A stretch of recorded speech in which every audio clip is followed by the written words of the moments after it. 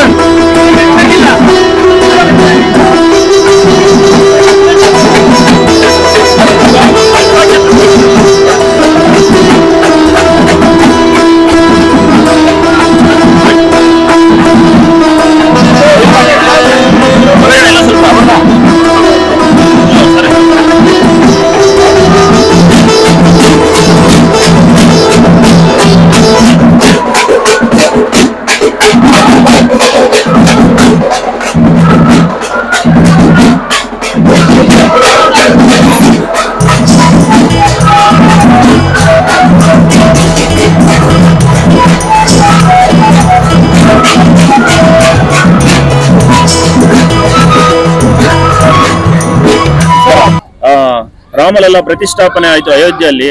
ಈ ವರ್ಷ ವಿಶೇಷವಾದ ದಿನ ನಮಗೆ ಈ ವರ್ಷ. ಯಾಕಂತಂದ್ರೆ ರಾಮಲಲ್ಲ ಪ್ರತಿಷ್ಠಾಪನೆ ಆಯ್ತು. ಇವತ್ತು ರಾಮನವಮಿ. ರಾಮ ಶ್ರೀರಾಮಚಂದ್ರರು ಹುಟ್ಟಿದ ದಿನ. ಖಂಡಿತವಾಗಿ ಇದು ಹಿಂದೂಗಳ ಹೃದಯವನ್ನು ಗೆದ್ದಂತ ಸಾಮ್ರಾಟ ಸರ್. ಎರಡು ಮಾತುಗಳು. ಇದು ಇಡೀ ದೇಶಕ್ಕೆ ಒಂದು ಸಂತೋಷ ದಿನ. ಇದು ರಾಮನವಮಿ. ಇದು ಈ ಬಾರಿ ಒಂದು ವಿಶಿಷ್ಟವಾದ ರಾಮನವಮಿ. ಏನಪ್ಪಾ ಅಂದ್ರೆ 450 ವರ್ಷಗಳ ಹೋರಾಟ ನಂತರ ರಾಮಲಲ್ಲ ದೇವಸ್ಥಾನ ಸ್ಥಾಪನೆ ಆಯ್ತು. ಆ ಸ್ಥಾಪನೆ ರಾಮದೇವರ ಸ್ಥಾಪನೆ ಆಗ ಮೊದಲೇ ರಾಮನವಮಿ ಇದು.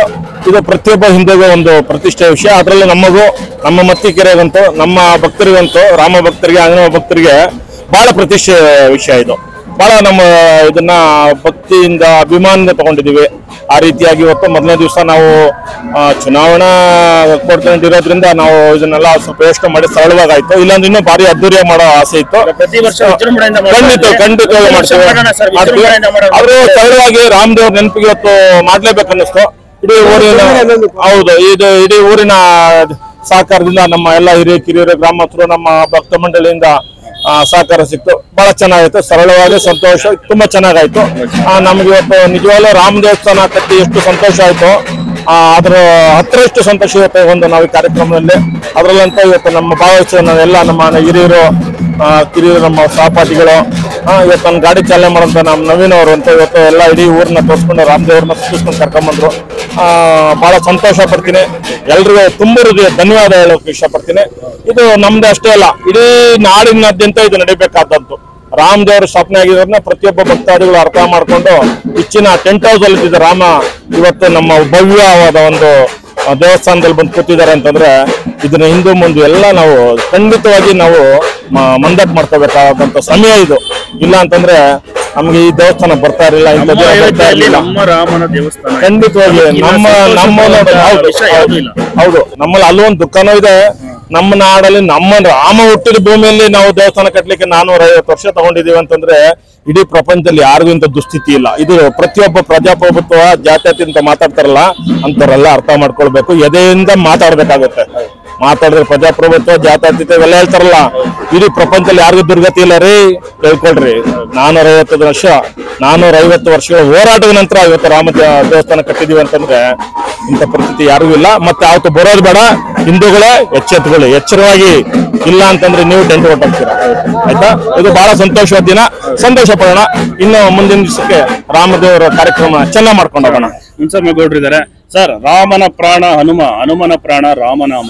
ಕೋಟಿ ನಾಮ ಬರೀತಾರೆ ಅಂದ್ರೆ ರಾಮನಾಮ ಬರ್ಕಂತ ಹೋದ್ರೆ ಸಮೃದ್ಧಿ ಆಗುತ್ತೆ. ಆ ರೀತಿಯಾಗಿ ತಮ್ಮಿಂದ ಒಂದೆರಡು ಮಾತುಗಳು ಸರ್. ರಾಮನಾಮ ನಿಜಕ್ಕೂ ಒಳ್ಳೆ ಕಾರ್ಯಕ್ರಮ ಇದು. ರಾಮನಿಲ್ಲದೆ ಹನುಮ ಇಲ್ಲ, ಹನುಮನಿಲ್ಲದೆ ರಾಮನಿಲ್ಲ.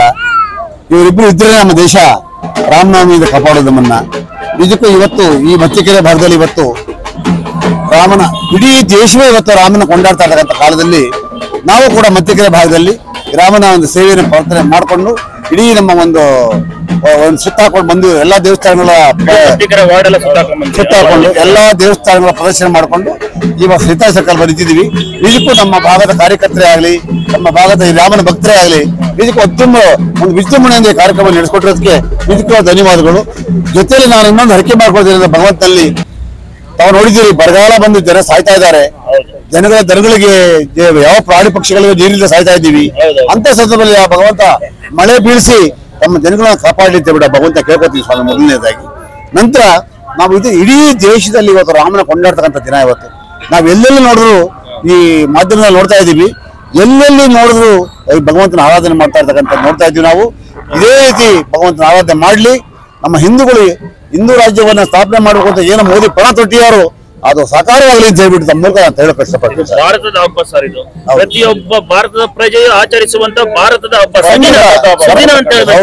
ಅಲ್ವಾ? ಆಚರಿಸ್ತಾ ಇದೀವಿ ರಾಮನವಮಿ ಎಂದು ನಮ್ಮ ಅಭಿಪ್ರಾಯ ಹೇಳಿ ಸರ್. ಪ್ರತಿಯೊಬ್ಬರು ಭಾರತೀಯರು ತಾವು ಹೇಳ್ದಂಗೆ ಪ್ರತಿಯೊಬ್ಬರು ಭಾರತೀಯರು ಖುಷಿ ಪಡಬೇಕಾದಂತ ಸುದ್ದಿ. ಏನಕ್ಕೆ ಅಂದ್ರೆ ರಾಮ ಅನ್ನೋದು ಕೇವಲ ಹಿಂದೂಗಳದಲ್ಲ, ಭಾರತದ ಭರತಖಂಡದ ರಾಜ. ಹಾಗಾಗಿ ಭಾರತ ಏನಿದೆ ರಾಮನ ಪಾಲು. ನಾವೇನೇ ಇದ್ರು ರಾಮನಿಗೋಸ್ಕರ ಪಣ ತೊಟ್ಟು ದಿನ ಕೆಲಸ ಮಾಡಿದೀವಿ, ಮುಂದಕ್ಕೂ ಮಾಡ್ತಾ ಇದೀವಿ, ಮುಂದೇನು ಮಾಡ್ತಾ ಇರ್ತೀವಿ. ಇವತ್ತೇನ್ ಚುನಾವಣೆ ನೀತಿ ಸಂಹಿತೆ ಇರೋದ್ರಿಂದ ರಾಮನವಮಿಯನ್ನು ವಿಜೃಂಭಣೆಯಿಂದ ಆಚರಿಸಕ್ಕಾಗಿದೆ. ಸರಳತೆಯಲ್ಲಿ ವಿಜೃಂಭಣೆಯಿಂದ ಆಚರಿಸಿದ್ದೇವೆ. ಇದು ಆಕ್ಚುಲಿ ನಾವು ಇನ್ನ ತುಂಬಾ ಚೆನ್ನಾಗಿ ಮಾಡ್ಬೇಕಾಗಿತ್ತು. ಕಾರಣ ರಾಮಲೆಲ್ಲ ಪ್ರತಿಷ್ಠಾಪನೆ ಆಗಿ ಮೊದಲನೇ ರಾಮನವಮಿ ಇದು. ವಿಜೃಂಭಣೆಯಿಂದ ಮಾಡ್ಬೇಕಾಗಿತ್ತು, ಮಾಡ್ಲಿಕ್ಕಾಗಿಲ್ಲ. ಮುಂದಿನ ವರ್ಷಗಳಿಂದ ಇನ್ನ ವಿಜೃಂಭಣೆಯಿಂದ ಮಾಡೋಣ ಎಲ್ಲರೂ ಸೇರಿ. ನೇತಾಜಿ ಸರ್ಕಲ್ ಇಂದ ವಿಜೃಂಭಣೆಯಿಂದ ಎಲ್ಲರೂ ಅಲ್ವಾ? Okay sir, thank you very much. ಜೈ ಶ್ರೀರಾಮ್, ಜೈ ಶ್ರೀರಾಮ್, ಜೈ ಶ್ರೀರಾಮ್, ಜೈ ಶ್ರೀರಾಮ್, ಜೈ ಹನುಮಾನ್.